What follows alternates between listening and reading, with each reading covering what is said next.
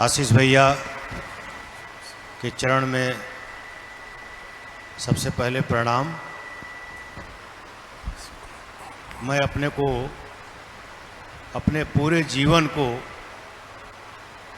इस नाते परम सौभाग्यशाली मानता हूँ कि प्रचारक के रूप में आशीष भैया जैसे दिव्य और पूर्ण व्यक्तित्व की संगत में मैं आया।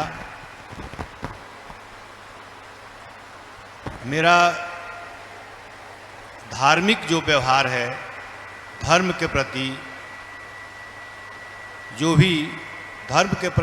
भी मैं कर्म करता हूँ वो आशीष भैया की ही प्रेरणा है। चाहे विजय कौशल महाराज जी की कथा करवाना हो, बड़े से बड़े धार्मिक काम मैंने आपके प्रेरणा से, आपके आशीर्वाद से मैंने किए हैं। मेरे जीवन का संकल्प भी है कि राष्ट्र सेवा में, धर्म के काम में आप मेरे लिए आदर्श रहिए।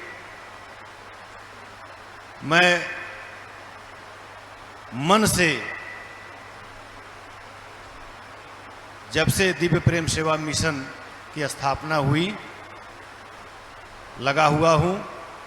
जो भी भैया का आदेश होता है इसमें लगा रहता हूँ। आगे भी जीवन का संकल्प है इसमें लगा रहूं। ये मेरे जीवन का बहुत बड़ा पुण्य होगा, ये मेरे जीवन का बहुत बड़ा धर्म होगा। मैं जब इस परिसर में आता हूँ, भैया से जब मुलाकात होती है तो मुझे इस बात का अनुभव होता है कि पता नहीं पूर्व जन्म का कैसा कर्म, कितना महान कर्म मैंने किया होगा कि आज इस जन्म में बिना परिश्रम हमको आपका स्नेह, आपका आशीर्वाद मिलता है। आपको एक अनुभव बता देता हूँ भैया के बारे में। मैं कुशीनगर में जिला प्रभारी था।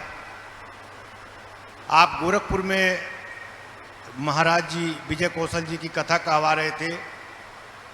मेरा सौभाग्य था कि मैं जिस जिले में था आप आशीर्वाद देने के लिए जाते थे।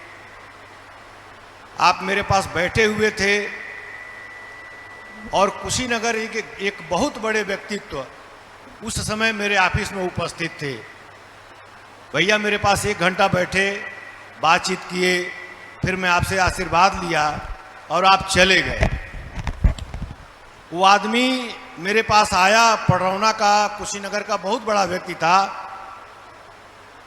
उन्होंने कहा कि आपके पास जो बैठे थे वो कौन थे, हमको बताइए। तो मैंने कहा कि आशीष भैया थे, हरिद्वार से आए थे।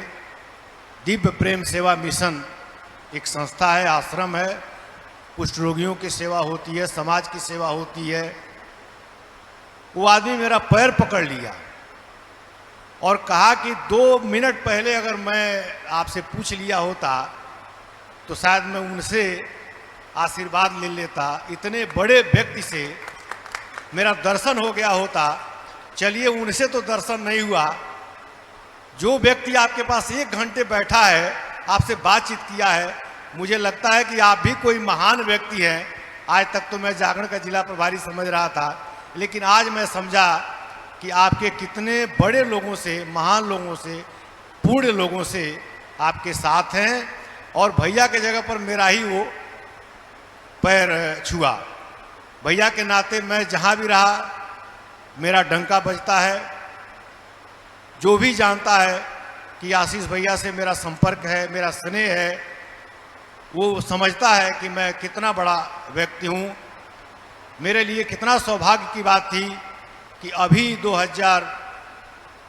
जनवरी 2020 में मेरी छोटी लड़की की शादी थी।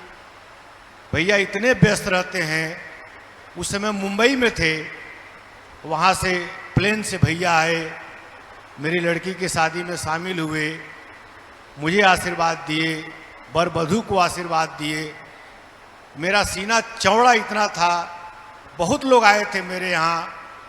एक वरिष्ठ पत्रकार होने के नाते बहुत नेता आए थे, बहुत अधिकारी आए थे, लेकिन जो एक आत्मसंतुष्टि, जो एक आत्मसम्मान भैया का चरण रज पा करके मुझे मिला, शायद उसकी मैं व्याख्यान नहीं कर सकता, आपके सामने मैं विषय नहीं रख सकता। मेरे सामने मेरी पत्नी इंदू देवी हैं। ये कभी कभी कहती हैं कि हम लोगों का एज ख़त्म होने जा रहा है और मैंने गुरु मंत्र नहीं लिया। तो मैंने कहा कि मैं जीवन में ठान लिया हूँ, संघ के प्रचारक के नाते एक तो भगवा ध्वज मेरा गुरु है, और जीवन में कभी मंत्र लेना होगा तो आशीष भैया से ही लूँगा। आज हमको लगता है कि इस स्थान पर मुझे बैठाकर मेरे ऊपर बहुत बड़ा पुण्य करके भैया ने अपना शिष्य हमको मान लिया है। और मैं यहाँ आपसे आग्रह भी करूँगा, आपका चरण पकड़ करके, कि मुझे छोटा भाई तो मैं हूँ ही आपका, लेकिन अब मुझे अपने शिष्य के रूप में मुझे स्नेह और मुझे प्यार दें। मैं अपने इस परम सौभाग्य के लिए आपको एक बार और प्रणाम करता हूँ। सभी यहाँ जो सहयोगी में लगे हुए हैं, इस पुण्य कार्य में लगे हुए हैं, आप सभी को प्रणाम करता हूँ। मैं अपने पत्नी के साथ अपने को धन्य मानता हूँ। अपने पूरे परिवार के तरफ से, जो भी हमसे जुड़े लोग हैं, सभी के तरफ से आप सभी का प्रणाम करता हूँ। धन्यवाद।